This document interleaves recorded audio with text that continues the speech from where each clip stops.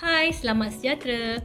Okey, baiklah pelajar. Kali ini untuk tajuk pendidikan moral tingkatan 2 iaitu unit 10, sila lihat pada buku teks iaitu muka surat 115.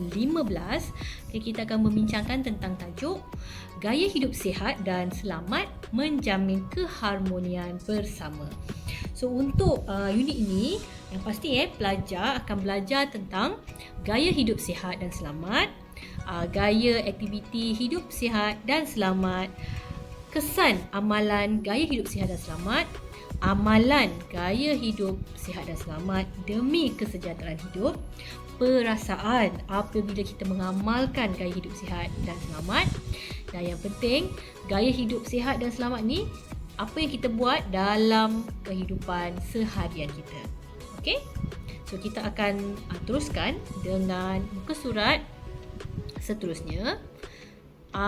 Di sini kita akan nampak bahawa cadangan nilai kita ada nilai harga diri, nilai kerajinan, nilai bertanggungjawab, nilai berdikari, nilai kesederhanaan. So kalau soalan keluar tanya tentang nilai, so kita akan maklumkanlah.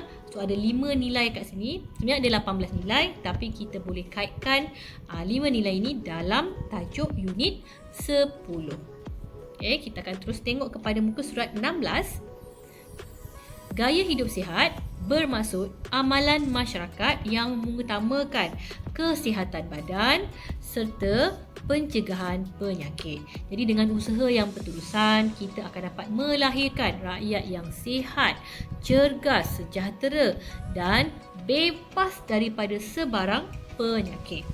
So isu gaya hidup masyarakat sekarang ni kalau kita tengok, banyak masalah dari segi kesihatan.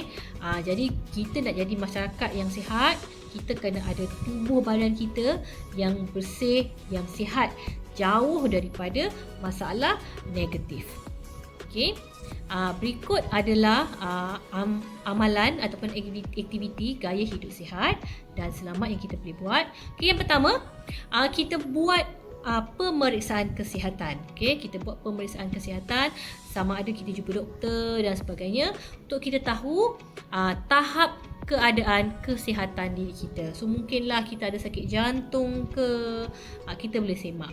Okay, yang kedua, melakukan aktiviti senaman. So rajin-rajin buat aktiviti senaman di dalam rumah. Walaupun kita dalam keadaan PKP ni, kita masih lagi boleh bersenam di dalam rumah. So antaranya kita boleh buat aktiviti senaman ringan dan aktiviti yang mencerdaskan minda kita. Maknanya daripada badan kita, daripada fizikal otak kita pun kita boleh buat sebarang aktiviti. Okay, yang ketiga, mengambil makanan yang mengandungi nutrien. Okay, seperti dalam piramid ni, kita ada piramid ni, ada karbohidrat, ada protein, ada lemak, ada vitamin serta garam galian yang cukup. So ini adalah piramid makanan seimbang yang kita perlu amalkan. Seterusnya kita ada tidur ataupun rehat yang cukup.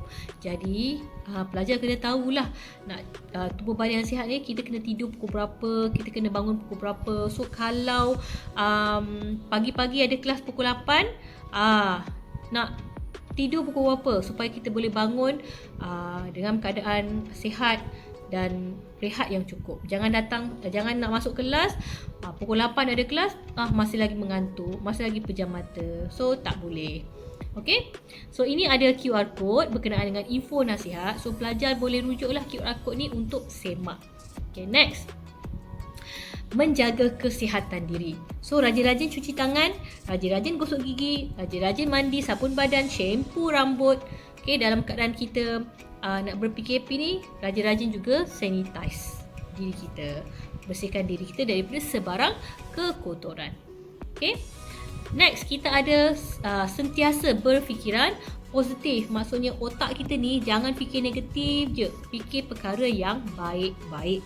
Okay, bila kita fikir perkara yang baik-baik, jadi kita akan rasa happy, kita akan rasa ceria sepanjang masa. Okay, next.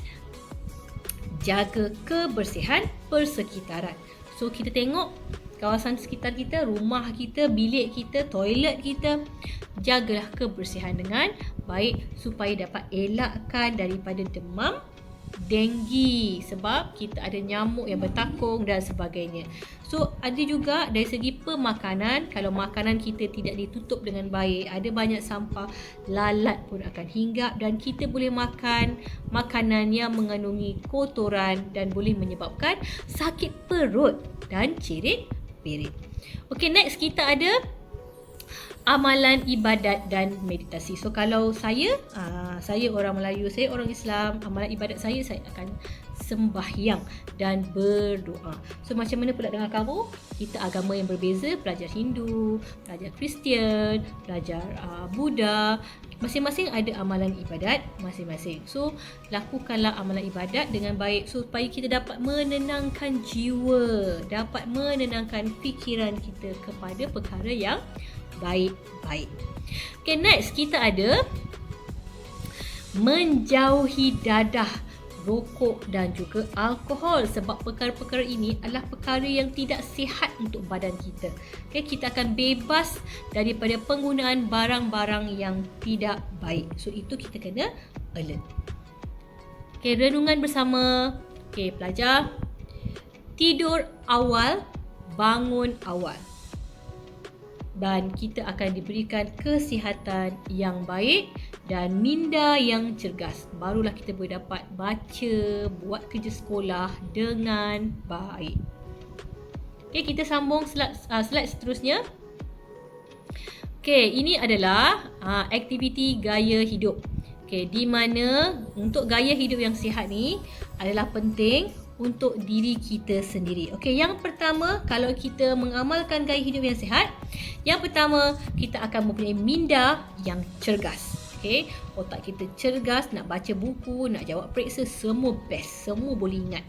Okey, yang kedua, kita akan bebas daripada sebarang masalah sosial. Kita akan jauhkan diri daripada perkara-perkara yang negatif. Okey, melepak, dadah, dan apa saja perkara bully, vandalism, semua kita akan bebas, kita akan jauh daripada perkara-perkara yang tidak baik ini. Okay, yang ketiga, kita akan mempunyai tubuh badan yang sihat dan kuat. Okay, itu yang penting. Okay. Yang keempat, kita akan hilang daripada segala rasa stres dan yang akan buat kita stres, bengang, menangis dan sebagainya. Kita akan elakkan diri daripada semua tu, maka otak kita akan sentiasa sihat, badan kita juga akan best, cergas. Okay. Kalau kepada masyarakat pula, tadi kalau kita amalkan gaya hidup sihat. So kalau orang lain pula di sekeliling kita mengamalkan gaya hidup sihat, apa akan berlaku kepada mereka? Apa kesannya? Okey, akan melahirkan produktiviti yang bagus. Contohnya masyarakat kita akan jadi orang yang positif, akan jadi orang yang baik dan sihat. Okey. Yang kedua, melahirkan masyarakat yang bersatu padu dan bekerja sama. Yang ketiga, kita akan mewujudkan persekitaran yang bersih dan selamat. Yang keempat, melahirkan anggota masyarakat yang sihat. Dan yang kelima, kita akan mengurangkan masalah sosial. Okay, itu yang penting sebab kita tak nak di sekeliling kita ada masalah, pelbagai isu yang akan timbul. Kesimpulannya di sini, setiap individu perlu ada kesedaran tentang amalan gaya hidup sihat dan selamat. Dan kena merancang aktiviti harian dengan bijak. Kenapa? Untuk kebaikan diri kita sendiri, untuk kebaikan keluarga dan juga untuk kebaikan masyarakat sekitar kita. Dan kita kena mempraktikkan nilai-nilai yang ada dalam hidup kita seperti nilai harga diri, nilai kerajinan, nilai bertanggungjawab, berdikari dan yang penting nilai kesederhanaan di dalam amalan harian kita. Okay. Oleh itu, masyarakat sudah pastinya akan rasa happy, gembira. Kita akan rasa aman dan dapat bersama dengan masyarakat-masyarakat yang ada di Malaysia ini. Okey, so saya harap pelajar faham dan jelas tentang penerangan berkenaan tajuk 10. Bye!